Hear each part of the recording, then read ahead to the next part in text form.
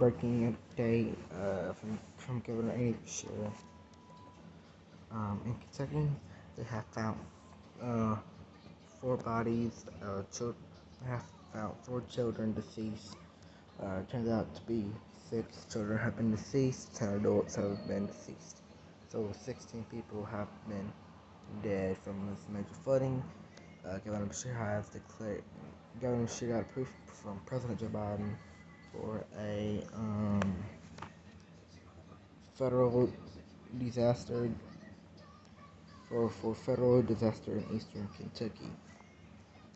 I will keep you more updates as the story updates.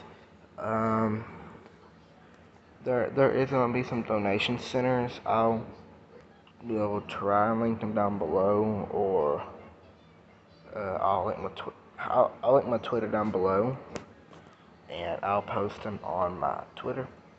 But just want to get a little update here on what's going on. I'll see y'all. Peace.